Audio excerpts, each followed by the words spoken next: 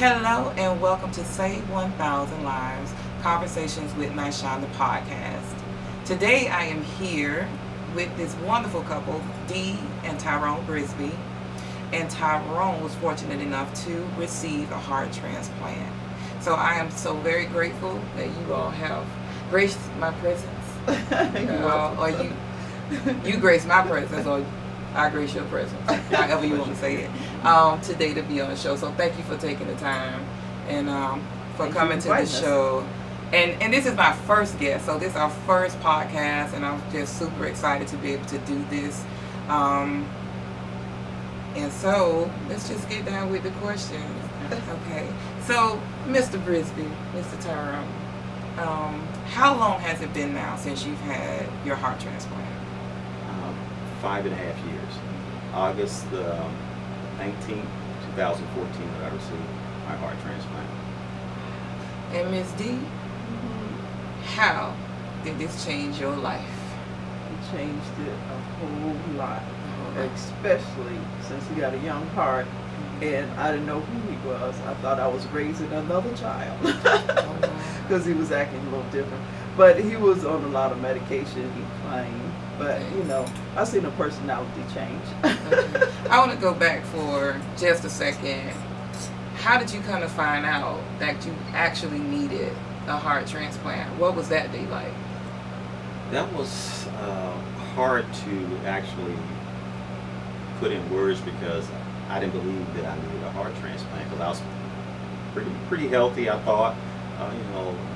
Typical male, don't like to go to the doctor a lot, so once they told me I needed a heart transplant, I was like, sure you got it right? You sure maybe you should get a second opinion? But they found out my ejection fraction was about 20, and for my age, my ejection fraction should have been between 55 closer to 60, somewhere in that range. So they diagnosed me with congestive heart failure. That was something that I still to this day sometimes have a hard time processing.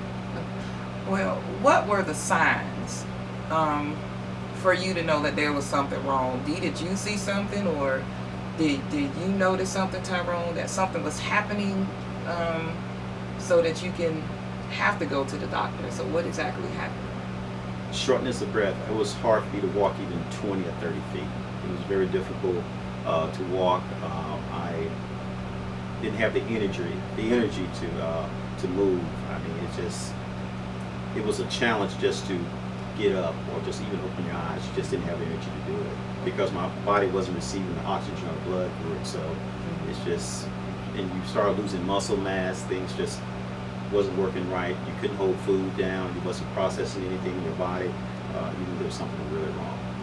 And he stayed in the bed for a week and only ate a cracker and 2 spoonfuls of soup.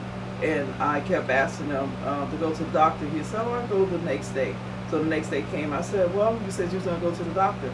He said, well, I'm going to go later. And I went into the kitchen, and I was weary. And I was like just pacing back and forth. I knew something was wrong. You know, women have that intuition and know when something's wrong. So I was like going back and forth. So I called my neighbor. I said, hey, Tyrone, I've been out of bed, and I just mumbled. I don't know what I was saying. Oh, he was doing, and he's doing it, and he's in the bed, and he won't get out. You know, all I could hear is me saying something. And then she said, oh, let me send Greenville over. And she did, and said, we'll go in there and talk to him. And we convinced him to go to the doctor. So Tyrone went with Greenville, and they kept him for 2.5 weeks in ICU. That was it.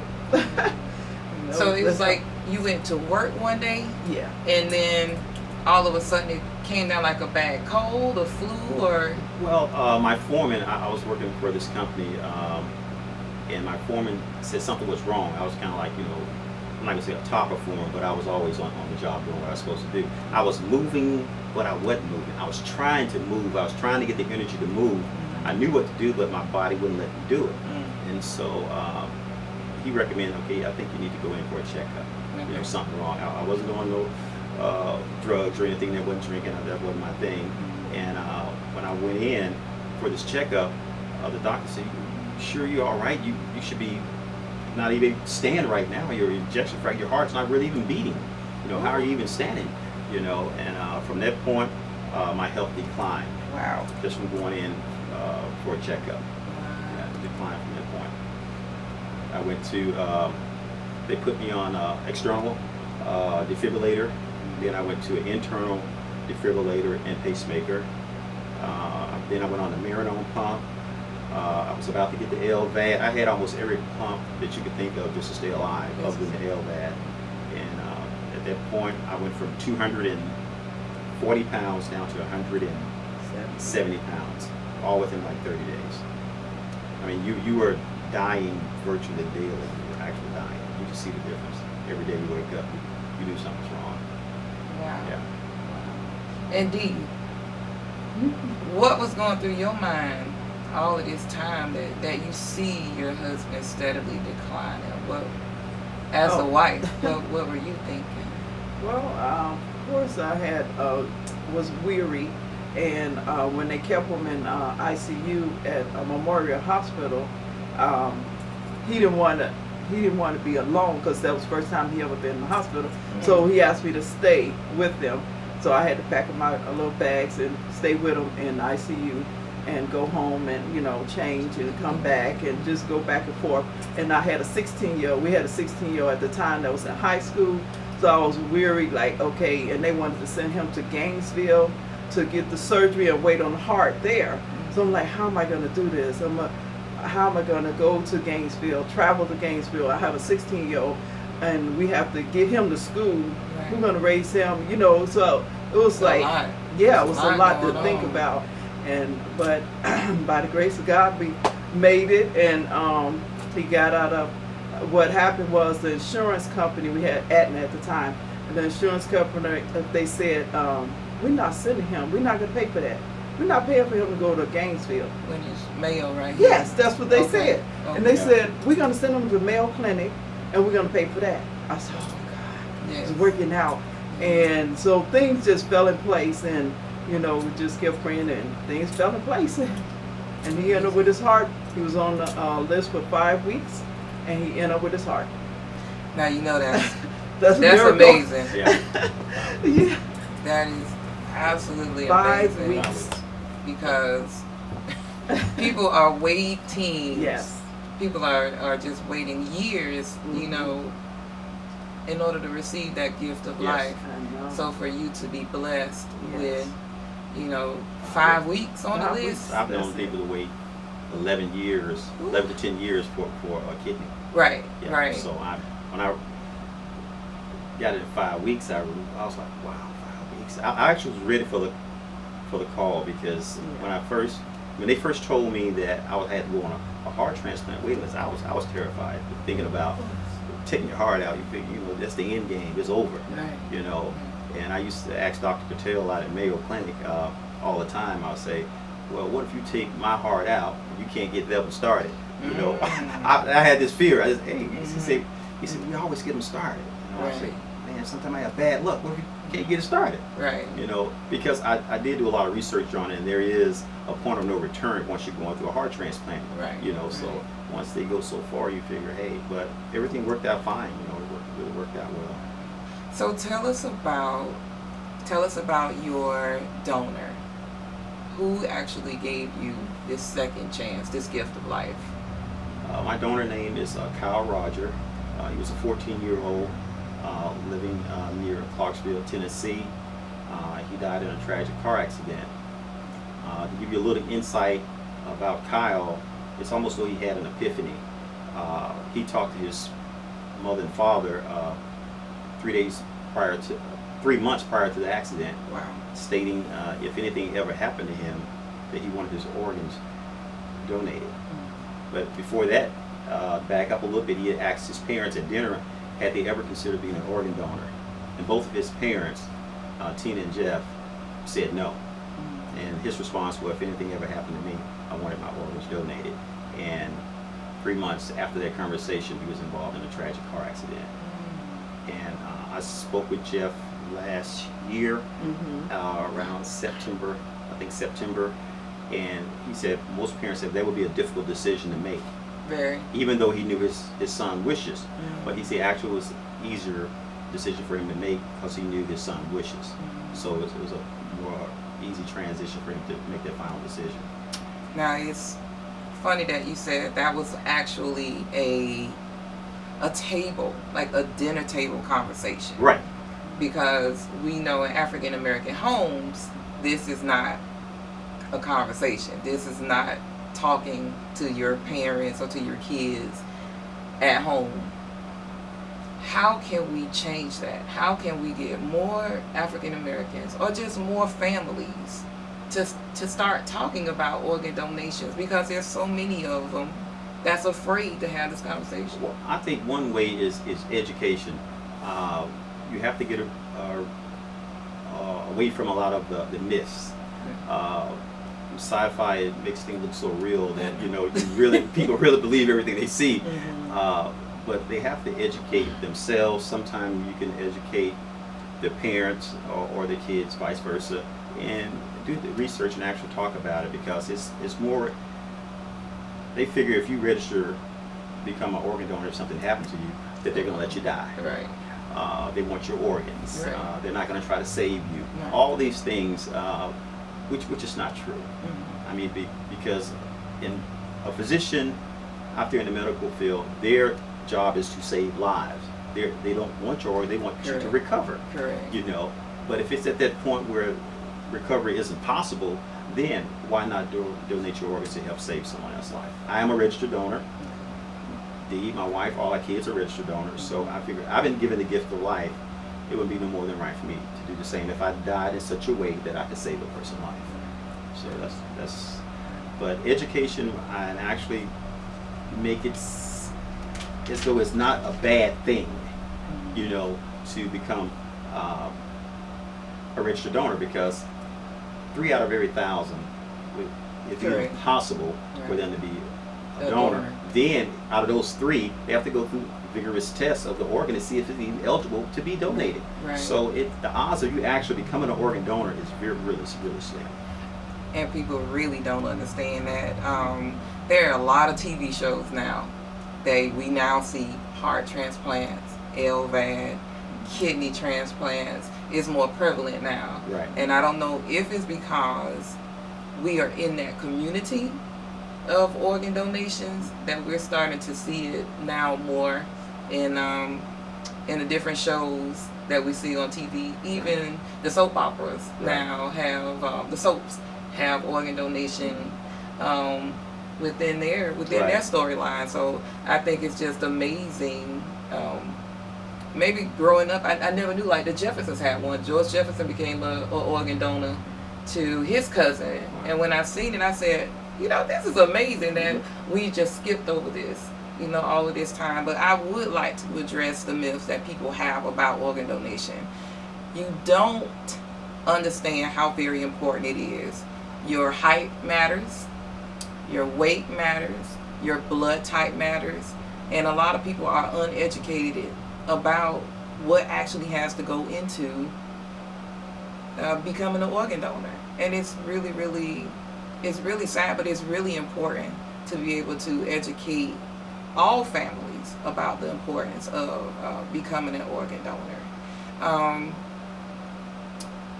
Dear Tyrone, if there's one thing that you can ask people to do to become organ donors, what would you say?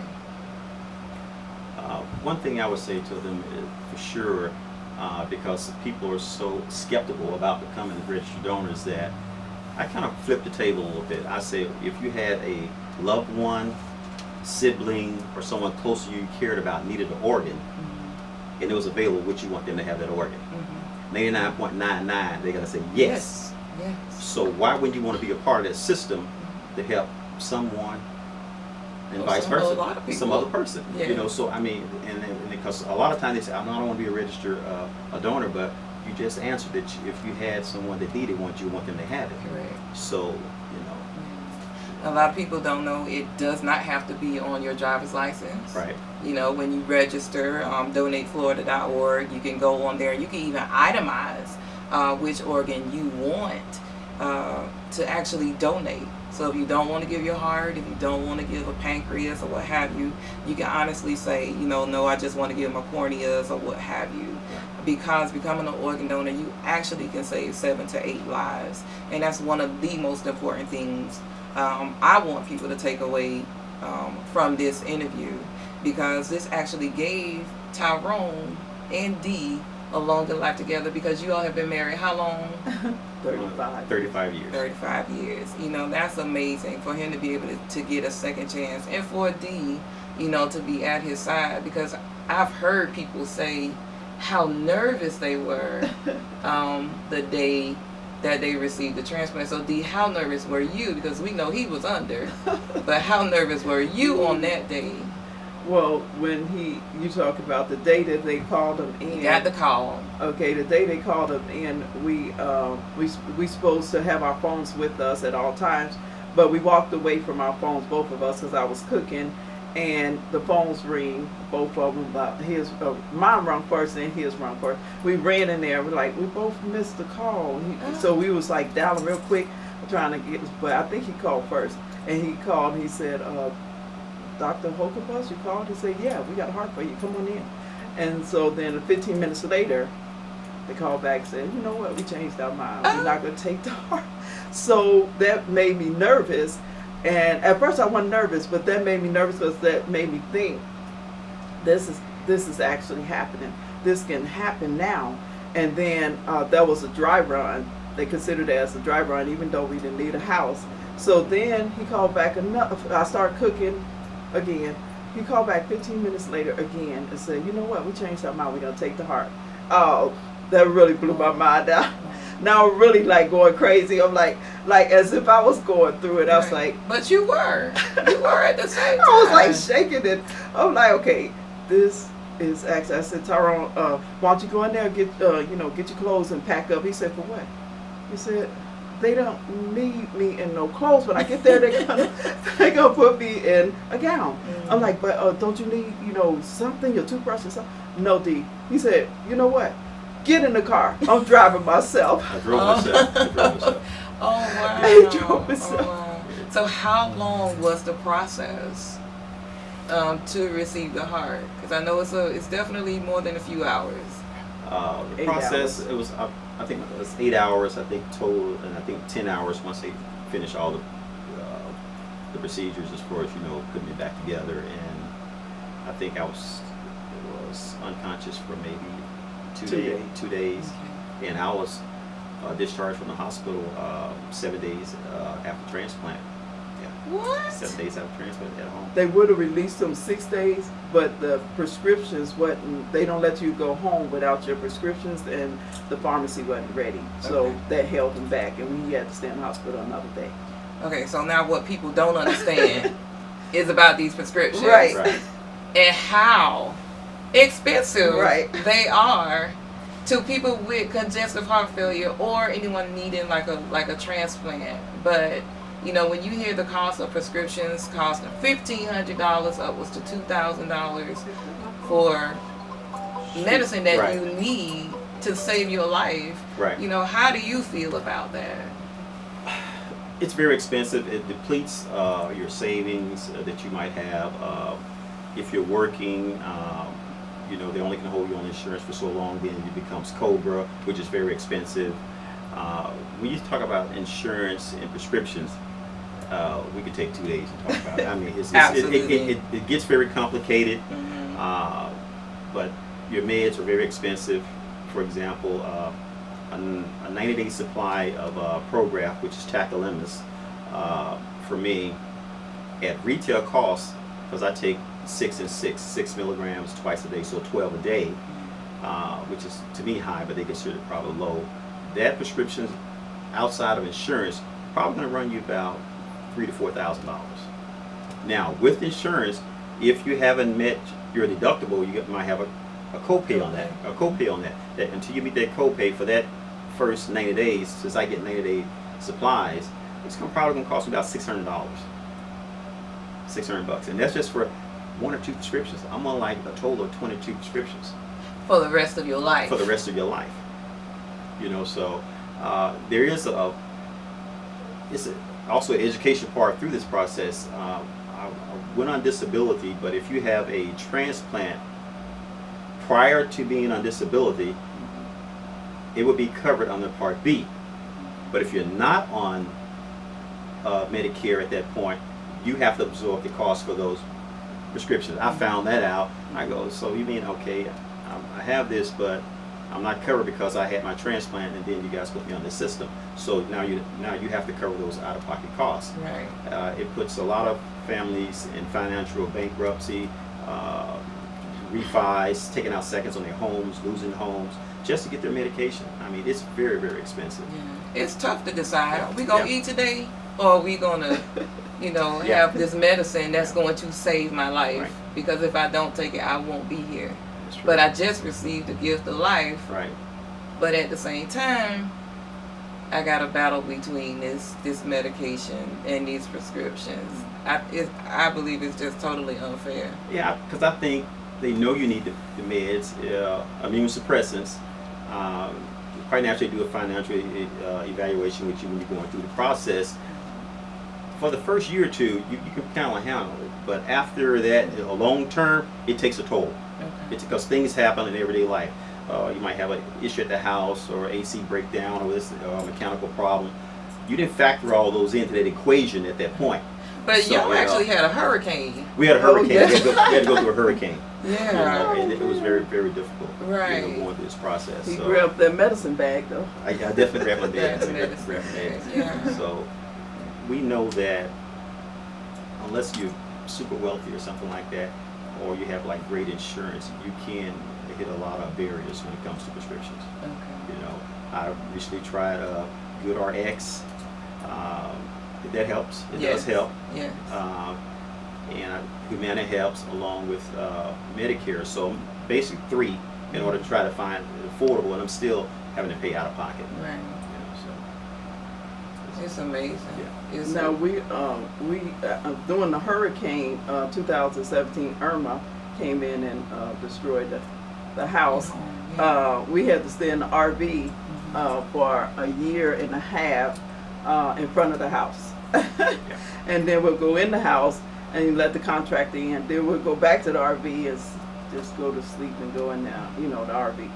And then we'll go back in the house. So we was in and out of the house, but we didn't stay in the house. Right. And I did get sick during that process. Yeah, he got yeah. sick. I got sick. Wow. Well, I take a lot of meds. I take 22 pills a day now. Mm-hmm. At that time, I was probably taking 25. But the body can only absorb so much medication, and it gave me kidney stone. And boy. It scared the heck And out we of me. was in the RV. I was in the RV. Right. That's a lot of pain. That's a lot of pain. So I didn't know what was going on, and I couldn't move. And your body just can't absorb all that medication, so it's possible they say it can't occur again because I take so much meds. So he called the ambulance, and they came and got him out of the RV. Yeah. They pulled him out of the RV, went down the steps, and all the neighbors were standing around trying to see, did he die from his heart transplant? But they was worried about it. Yeah, that's good. Y'all had that kind of support. Yeah. But on a happier note, you all are still together. Still together. Yeah, we You still have your together. grandkids. Yes. Oh, 6 And- grandkids. 6 grandkids. And one of them is a donor, the 14-year-old. I saw that. Oh, yeah, Does he's he go to? I saw him at his school. Andrew at High Andrew, School. Andrew Yeah. Andrew Jackson. Jackson High School. Okay, so we saw that. He's a donor. He's a donor. Yeah. All because Same of Grandpa. age as Yeah. Kyle. Tyrone. Yes. Yes. Same yes, age. Same age. I was like, wow, that's amazing. Well, because Kyle was Caucasian. Yes. Right. One thing I want people to know is that organ donation or organ failure does not discriminate. Mm-mm. It doesn't matter your age, it doesn't matter your color. What is going to happen will happen. So for people to feel like I don't want this person to have, please take that out of your Right. mind, because what's most important is your life. Mm-hmm. And to receive that life transplant or life-saving transplant to give you that second chance of life Right. is one of the best gifts that you can give to anybody. And I'm just so grateful again for the Brisbys being here and Thank you. being on my first podcast. And we're going to do plenty more. There are more people for you to meet, especially in the African American community. We have over 113,000 people in this country waiting for the gift of life. Over 80% waiting for a kidney. And so, as you can see, what wonderful things someone did. Please add on if you have to add anything. Yes, a lot of time when people think of becoming a registered organ donor, they think of death. But it is possible to be a living donor, Yes. especially kidney. Yes. I think sometimes parts of the liver, but kidney for sure. Or you could do, I think, pairing. You could check with your hospitals or your physician. Just think about pairing, where you can pair, and you go through a system like that. So you can actually become a donor without having to deal with death. You can be a living donor. Right. Yeah. I think that's what people are afraid of. They're Right. like, you got to take them right now. Yeah. No, we don't want your organs right now. But if you just so happen to pass away and you allow someone to have your organs, I mean, you're just an absolute hero in helping other families for them to be able to have, the gift of life. And do you all have anything else to add to that? I would say that the gift of life, so people can really understand and bring it down to earth, is that the gift of life doesn't mean that you're cured. It's an extension. Right. It's giving you more time than you had at the moment. And how would you spend that time? Negative or in a positive, or to influence others to show them, hey, there is hope when people see no hope.